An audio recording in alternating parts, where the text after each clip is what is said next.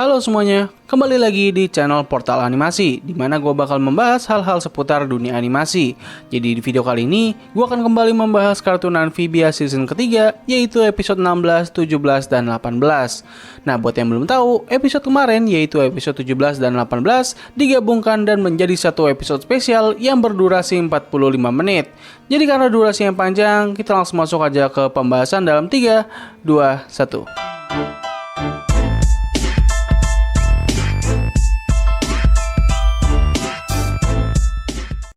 Oke, kita mulai pembahasan dari episode 16 yang terdiri dari dua segmen, yaitu The Three Armies dan The Beginning of the End.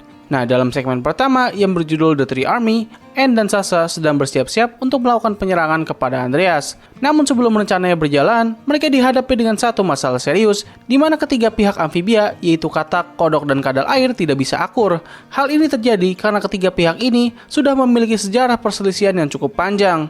Situasi menjadi semakin panas ketika pihak kodok yang dipimpin oleh Beatrix dan pihak kadal air yang dipimpin oleh Tritonio datang ke tempat perkumpulan dengan tidak akur.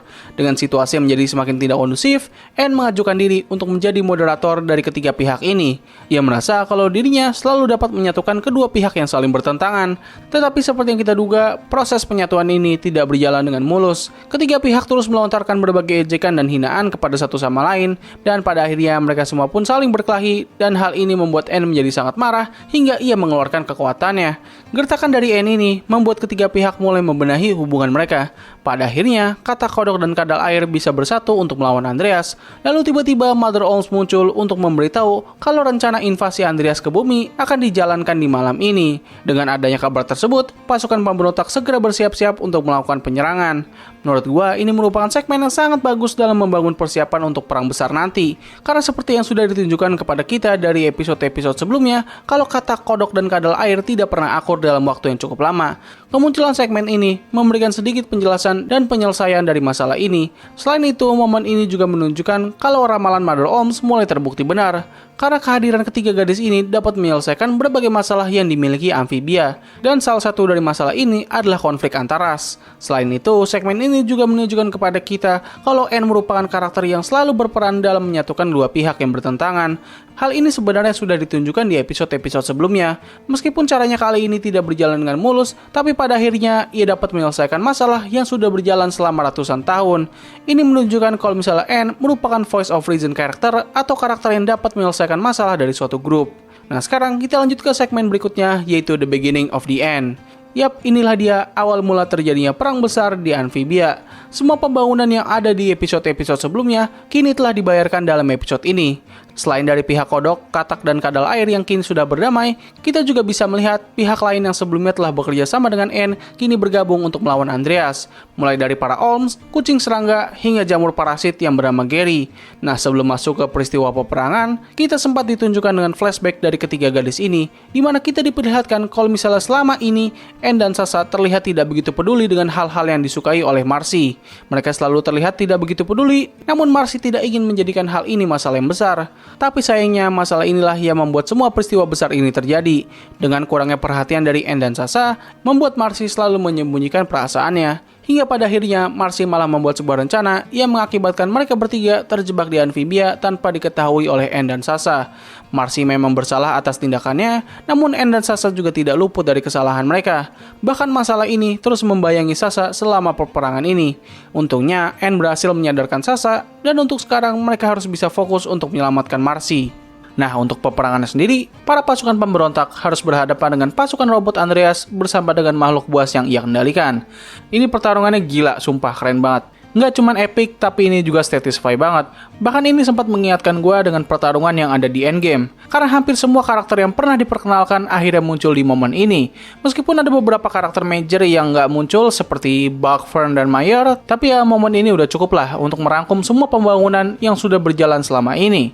Pertarungan di bawah kastil menjadi semakin memanas ketika Andreas juga ikut bertarung. And boy oh boy, Andreas ngeri banget sumpah di sini. Well, don't stop on my account. You know what? Andreas mengingatkan gue dengan Darth Vader dari serial Star Wars, di mana ia merupakan villain yang badass, namun sebenarnya ia dibawahi oleh seorang villain utama dari serial tersebut. Nah, sementara para pasukan pemberontak melawan Andreas dan pasukannya, Sasha Grime bersama dengan para planter menyusup ke dalam kastil Andreas untuk menyelamatkan Marcy. Dalam perjalanan, mereka sempat dihadang oleh Yunan dan Olivia yang kini sedang di bawah kendali Andreas. Kedua karakter ini terbukti dapat menahan mereka, tapi berkat kolaborasi antara Anne dan Sasha dengan tarian dan musik jam mereka, Olivia dan Yunan berhasil dikalahkan dan segera bergabung bersama pasukan pemberontak. Tetapi ketika Sasha dan Anne akan memasuki ruangan di mana Marcy ditahan, Darcy muncul dan segera menangkap mereka semua dengan sangat mudah. Dengan tertangkapnya mereka, para pasukan pemberontak akhirnya mundur dari pertarungan dan Darcy sempat memprovokasi Anne dan Sasha mengenai pertemanan mereka bersama dengan Marcy. Ketika Darcy akan menghabisi Anne untuk mengambil kekuatannya, Anne langsung bertanya apakah dengan membunuhnya akan dapat mengembalikan kekuatan dari kotak musik atau malah membuatnya menghilang sepenuhnya. Pertanyaan ini membuat Darcy menjadi bimbang dan akhirnya memutuskan untuk membiarkan Anne tetap hidup. Ini merupakan momen yang cukup menarik karena seperti yang kita tahu, The Core merupakan entitas yang terdiri dari berbagai macam individu. Dengan banyaknya individu yang ada di dalam satu pikiran, tentu hal ini berpotensi akan terjadinya perselisihan ketika dihadapkan dengan situasi yang tricky.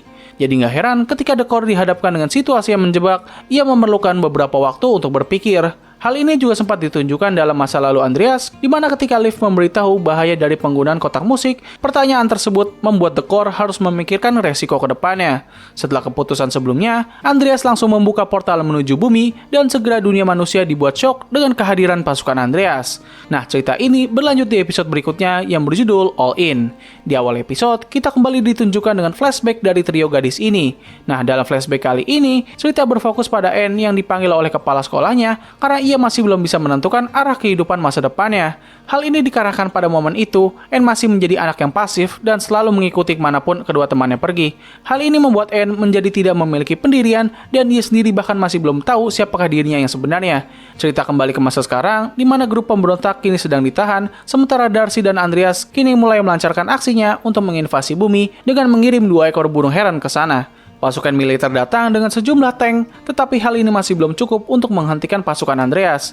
Tidak punya pilihan lain, sang jenderal meminta Mr. X untuk terlibat dalam tugas kali ini. Sementara itu, grup pemberontak berhasil terlepas berkat bantuan Frobo dan mereka mendarat di atas sebuah gedung. Dari sana, Hapap melihat 2 ekor burung heron milik Andreas yang ternyata kedua burung tersebut adalah yang bertanggung jawab atas kematian orang tuanya Sprig dan Polly. Kehadiran 2 burung heron ini membuat para planter menjadi ketakutan karena trauma mereka. Ketika para geng sedang melawan robot-robot Andreas, tiba-tiba Mr. X datang bersama dengan kedua orang tuanya Anne yang kini sudah diperlengkapi armor tempur. Setelah itu, mereka semua pergi menuju rumahnya Anne untuk melakukan persiapan perang. Mulai dari Polly yang mengupgrade Frobo, rencana untuk menyerang kastil Andreas, hingga Sprig yang masih berpikir kalau ia akan terus menjadi sahabat Anne tanpa ia sadari kalau semua ini sudah selesai, ada kemungkinan besar kalau mereka tidak akan bisa bertemu kembali.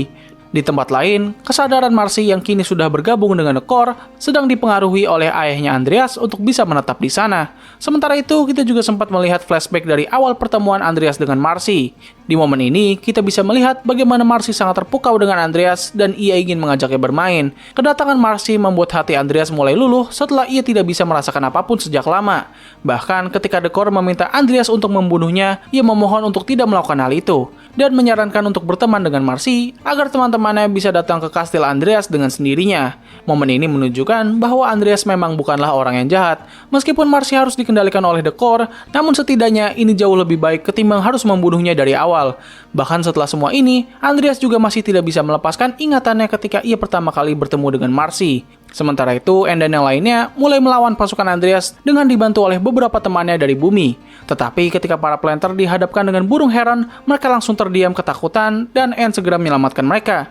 Ia juga berusaha untuk menyadarkan para planter bahwa mereka adalah keluarga yang sangat hebat dan seharusnya mereka dapat menangani trauma ini. Ketika kedua burung heron sedang menyerang orang tuanya Anne, para planter tiba-tiba langsung bergerak untuk melawan burung-burung tersebut. Hingga akhirnya kalung yang mengendalikan kedua burung itu hancur dan para planter langsung melakukan tarian khas mereka untuk mengendalikan kedua burung tersebut.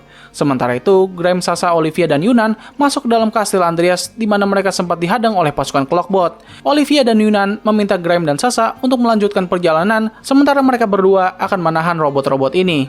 Melihat situasi yang sudah mulai tidak kondusif, Darcy meminta Andreas untuk melawan Anne, sementara dia akan menghadapi Grime dan Sasha.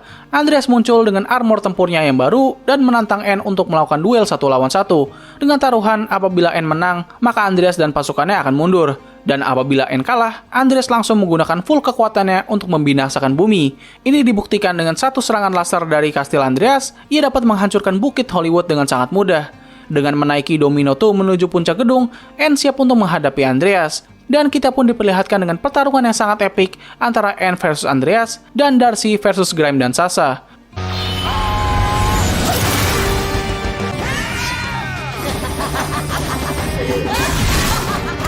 Dalam pertarungan melawan Darcy, Sasha dan Grime mengalami kesulitan dalam mengimbangi kecepatan bertarungnya. Bahkan, pertarungan ini membuat Grime harus kehilangan lengan kirinya. Tentu hal ini membuat Sasha menjadi sangat murka, dan ia segera melawan Darcy sendirian. Dengan dipenuhi amarah, Sasha dapat mengimbangi kecepatan Darcy, tetapi ia sempat terkena serangan telak karena ilusi yang dibuat oleh Darcy.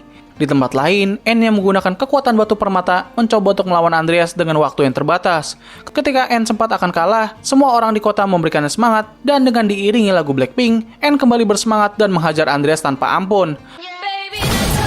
Well, hello there, sweet life giving K-pop.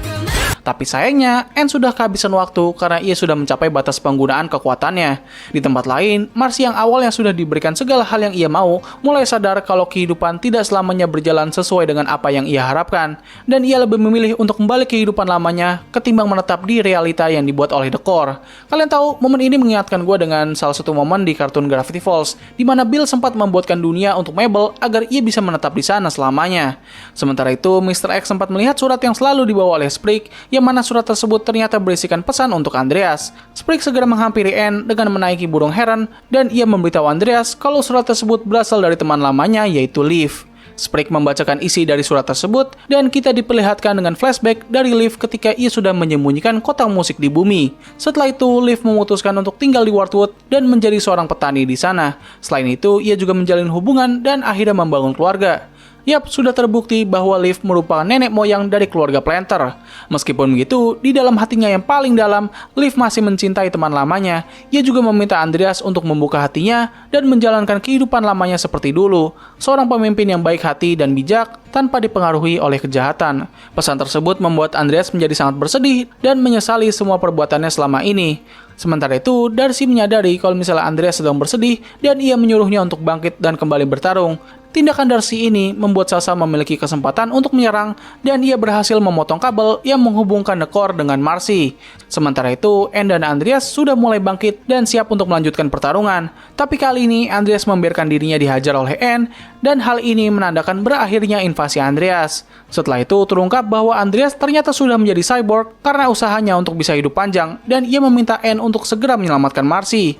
Semua berkumpul di tubuh Marcy yang sedang tidak sadarkan diri. Dan dengan keajaiban dari kekuatan Disney bersama dengan Nakama Power, Marcy pun akhirnya tersadarkan dan ketiga gadis ini kembali utuh. Setelah itu, mereka semua kembali ke Amphibia dan mengumumkan kalau Andreas berhasil dikalahkan. Ketika semuanya sedang bersorak bahagia, Anne dan Sprig membicarakan mengenai hubungan pertemanan mereka yang harus bisa menyesuaikan dengan keadaan yang akan terjadi ke depannya. Semuanya terlihat senang dan bahagia, hingga tiba-tiba sebuah bulan merah sedang mendekati Amphibia, yang mana pemandangan ini sama persis dengan apa yang dilihat oleh Liv. Nah, dalam promo final series Amphibia, kita bisa melihat kalau misalnya bulan tersebut sebenarnya dikendalikan oleh The Core. Bagaimana hal ini bisa terjadi? Apa tujuan sebenarnya dari The Core? Dan bagaimana para gadis ini bisa menghentikan serangan tersebut? Well, itu semua bakal terjawab di episode terakhir nanti. Oke, jadi begitulah seluruh cerita dari kedua episode yang epic ini. Overall, Amphibia telah memberikan kita sebuah cerita yang bagus dan konklusi yang cukup memuaskan. Meskipun gue harus akui kalau pertarungan yang ada di Amphibia jauh lebih epic dan memuaskan ketimbang pertarungan yang ada di bumi. Memang pertarungan antara Anne melawan Andreas dan Sasha melawan Darcy itu sangatlah epik dan emosional. Tapi kalau soal bagaimana jalannya pertarungan dan suasananya, well, pertarungan yang ada di Amphibia jauh lebih terkesan memuaskan. Mungkin dikarenakan atmosfer yang dibawa pada momen itu memberikan rasa ketegangan yang lebih kerasa. Tapi sayangnya pertarungan di Amphibia terbilang sangat singkat dan ada beberapa momen yang terkesan agak memperpanjang durasi saja. Nah, kalau misalnya pertarungan yang ada di bumi, gue merasa agak mixed feeling. Karena ketika Andreas dan pasukannya datang, suasana di bumi tidak begitu berubah dan masih terlihat cerah-cerah saja. Hal ini memberikan kesan yang kurang begitu menegangkan ketika invasinya berjalan.